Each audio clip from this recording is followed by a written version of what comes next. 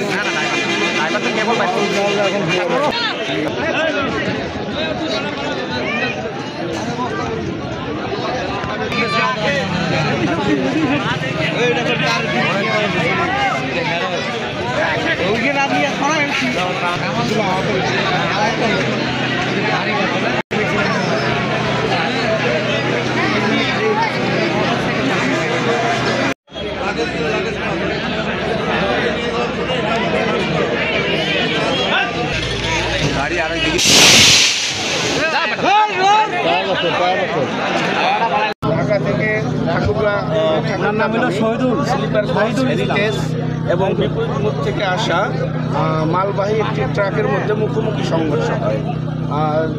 সংঘর্ষের ঘটনার সংবাদ পাওয়ার সঙ্গে সঙ্গে বীরগঞ্জ ফায়ার স্টেশন এবং ঠাকুরগাঁ ফায়ার স্টেশনের 3টি ইউনিট দুর্ঘটনাস্থলে এসে প্রাথমিকভাবে 13 জনকে আহত অবস্থায় হাসপাতালে প্রেরণ করা হয়। অতঃপর 2 জন অত্যন্ত চাপা পড়া অবস্থায় ছিল গাড়ির ভিতরে, তাদেরকেও জীবিত উদ্ধার করে হাসপাতালে সেন্ড করা হয়। এবং সর্বশেষ 2 ড্রাইভার এবং স্টিয়ারিংয়ের মধ্যে একদম চাপা পড়া অবস্থায় ছিল এবং ওই 2 ড্রাইভারকে এবং পিছনে একজন মহিলা যাত্রী ছিল, এই 3 জনকে মৃত অবস্থায় উদ্ধার করে আমরা পুলিশের নিকট হ্যান্ডওভার করি।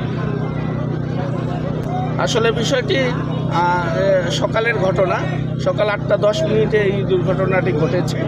এখানে আসলে পুলিশ খতিয়ে দেখবে এখানে ড্রাইভার কিংবা কাদের এটা দায়ী, তাদেরকে খতিয়ে দেখবে আইনগত ব্যবস্থা। আসলে আমরা সকাল থেকে কাজ করছি, হয়তো ভোরবেলায় তারা গাড়ি চালাচ্ছিল, হয়তো বা যান্ত্রিক কোনো ত্রুটি কিংবা অমনোযোগ কিংবা যে কোনো কারণে হয়তো বা 2টি গাড়ি নিয়ন্ত্রণ হারিয়ে মুখোমুখি সংঘর্ষ হয়েছে। নাম এবং আমি মোহাম্মদ শাহিদুল ইসলাম, উপসহকারী পরিচালক।